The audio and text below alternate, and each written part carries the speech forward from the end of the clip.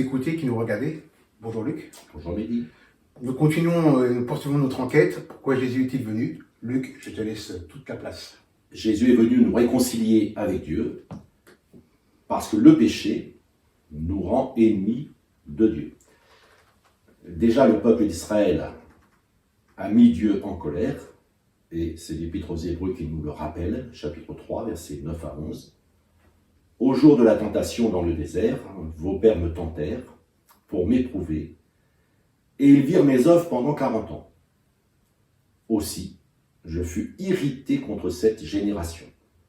Et je dis, ils ont toujours un cœur qui s'égare, ils n'ont pas connu mes voies, je jurai donc dans ma colère, ils n'entreront pas dans mon repos. C'est Dieu qui parle, et par 2 fois il note sa colère. Je fus irrité contre cette génération, qui pourtant voyait mes œuvres, et je jurai dans ma colère. Donc c'est quelque chose qui ne plaît pas, difficile à entendre. Dieu est en colère contre le péché. Jésus est venu pour porter cette colère. Et l'apôtre Paul nous le rappelle dans l'Épître aux Thessaloniciens, chapitre 5, verset 9, « Car Dieu ne nous a pas destinés à la colère, mais à la possession du salut par notre Seigneur Jésus-Christ. » Un des aspects du salut que Jésus est venu nous apporter, c'est justement de nous libérer de la colère de Dieu. Alors, colère que parfois notre conscience nous révèle elle-même, sous forme de culpabilité. Mais là, il ne s'agit pas de fantasmes qu'on se ferait à soi-même. La Bible dit qu'il y a réellement une colère de Dieu contre le péché. Alors, comment est-ce que Jésus va nous libérer? D'abord, je l'ai dit, je le redirai encore tout à l'heure. Il porte sur lui, il prend sur lui, un peu comme un paratonnerre, il prend sur lui la colère de Dieu. Mais pour que nous ne mettions plus Dieu en colère aussi, il change nos cœurs. Et un texte qu'on avait déjà vu, 2 Corinthiens 5, verset 17, « Si quelqu'un est en Christ, il est une nouvelle création. Les choses anciennes sont passées, voici, toutes choses sont devenues nouvelles. » Alors Luc, j'ai une question par rapport à ça. Les choses anciennes sont passées, toutes choses sont devenues nouvelles. Que veut dire ce passage des Écritures? Alors, il veut dire beaucoup de choses, mais aujourd'hui, je voudrais insister sur un des aspects. C'est la facilité que nous avons à nous révolter contre Dieu. Et combien de personnes j'ai pu entendre me dire « Je ne crois plus en Dieu depuis que mon père est décédé alors que j'étais enfant. Je ne crois plus en Dieu depuis que ma femme est décédée. Je ne crois plus en Dieu depuis qu'il n'a pas empêché que je perde mon travail. » Et toutes sortes de choses comme ça.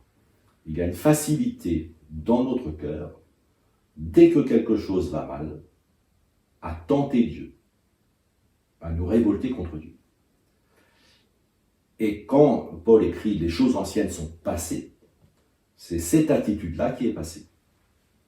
Et nous n'attribuons plus à Dieu les mauvais événements qui nous arrivent, mais au contraire, nous mettons notre foi en lui. Et les choses nouvelles, c'est d'avoir foi, espérance, que Dieu a la capacité de nous sortir de ce genre de situation.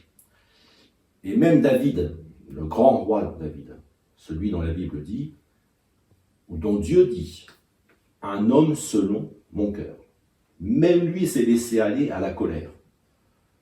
Au moment où il a voulu faire entrer l'arche de Dieu à Jérusalem, un homme, Uza, a été frappé par la colère de Dieu. Et il est mort sur le champ.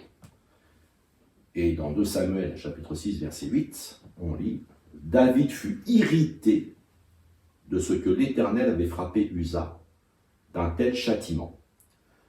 Or, il ne nous appartient pas de juger le jugement de Dieu. Mais Dieu est souverain dans ses jugements. Et c'est là que la créature accepte les décisions du Créateur. Mais la bonne nouvelle, Jésus est venu nous réconcilier, 2 Corinthiens 7, toujours, versets 18 et 19.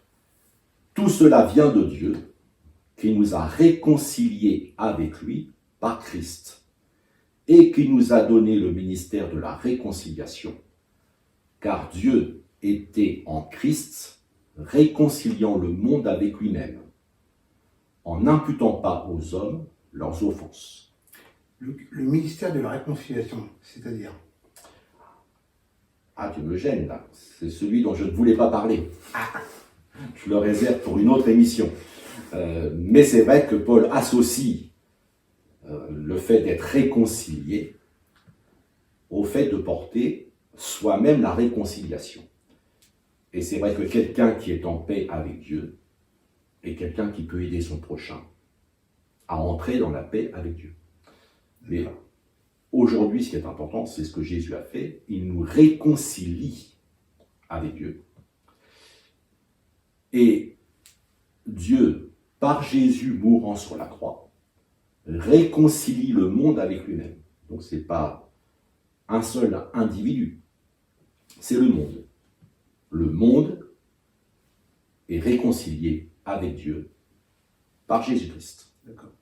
Dieu ne veut plus faire porter aux hommes les conséquences de leur péché. Jésus a porté ces conséquences à la croix. Et une conséquence est la colère de Dieu. Jésus a pris sur lui la colère de Dieu.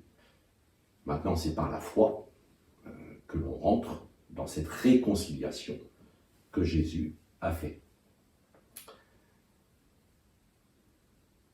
Alors, comment ça passe? Ça passe par une injustice. C'est ce que la Bible appelle le scandale de la croix. Et cette injustice est formalisée ici, 2 Corinthiens 7, verset 21. Celui qui n'a pas connu le péché, il l'a fait devenir péché pour nous, afin que nous devenions en lui justice de Dieu. C'est ce que Luther appelait le glorieux échange. Jésus devient péché pour que nous devenions justice. Alors c'est un verset difficile. Je ne crois pas que Jésus est devenu péché au sens qu'il aurait été pécheur. Mais aux yeux du monde, et c'est ce que disait déjà Ésaïe 53, aux yeux du monde, Jésus a été vu comme pécheur. Et étant vu comme pécheur, c'est le prétexte pour le faire crucifier. Il est devenu péché, d'après la justice humaine. Mais Dieu se sert de cette injustice pour établir sa justice à lui. Et Dieu dit, puisque Jésus a accepté d'être considéré comme un pécheur, alors qu'il était sans péché, toi qui es réellement pécheur, j'accepte de te voir comme si tu n'avais jamais péché. C'est la justification, la justice de Dieu. Par une double injustice, Dieu nous fait justice. Et c'est vraiment le scandale de la croix, ce que j'appelle la guérison de la myopie. Alors, quand Jésus a commencé à en parler à ses disciples, ça ne s'est pas si bien passé que ça. Parce qu'ils n'ont pas accepté. Matthieu 21, verset 42. Jésus leur dit, « N'avez-vous jamais lu dans les Écritures, la pierre qu'ont rejetée ceux qui bâtissaient est devenue la principale de l'angle. C'est du Seigneur que cela est venu, et c'est un prodige, on pourrait traduire un étonnement à nos yeux. » Quel est le sens de cette parole, Luc, par rapport à la pierre qu'ont rejetée ceux qui bâtissaient est devenue la principale de l'angle? Eh bien, lorsque l'on... Vous savez qu'avant, on n'utilisait pas le béton, mais la pierre de taille.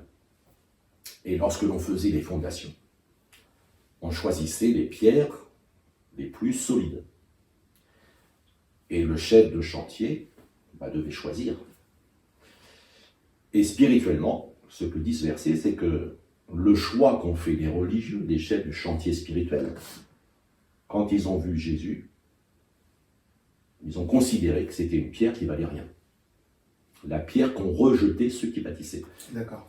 Ils bâtissaient leur religion, qui parlait pourtant de Jésus Messie. Et quand la pierre, la meilleure, est arrivée, ils l'ont rejetée. Mais Dieu dit, elle devient la pierre d'angle, c'est-à-dire la pierre de fondation, à partir de laquelle on va faire toutes les perpendiculaires du bâtiment, la pierre d'angle. Et notre révolte contre Dieu nous fait voir tout de travers et nous empêche de voir par nous-mêmes ce que Jésus a fait. Alors quand Jésus a dit ces paroles-là, l'apôtre Pierre tout de suite s'est dit non, tu ne peux pas mourir sur la croix, c'est impossible. Et Jésus a dû le réprimander. Arrière de moi, Satan, tu mets en scandale, tes pensées ne sont pas les pensées de Dieu, mais les pensées des hommes. Ça ne monte pas à notre pensée. Alors pour conclure, j'ai des lunettes, je les enlève, et je ne vois plus le prompteur. Enfin, je le vois, mais flou. C'est-à-dire que ma vue est inexacte. Je remets mes lunettes, j'y vois clair.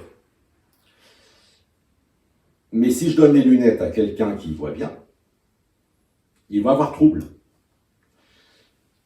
Et il y a donc une double inexactitude. Mes lunettes ne disent pas la vérité. Mes yeux ne disent pas la vérité. Mes lunettes avec mes yeux, c'est parfait. De même, par l'injustice de la crucifixion, Dieu corrige l'injustice de notre péché, et par cette double injustice, il établit sa justice à lui. Merci Luc pour toutes ces explications. Nous vous donnons rendez-vous la semaine prochaine. Que Dieu vous bénisse. Au revoir.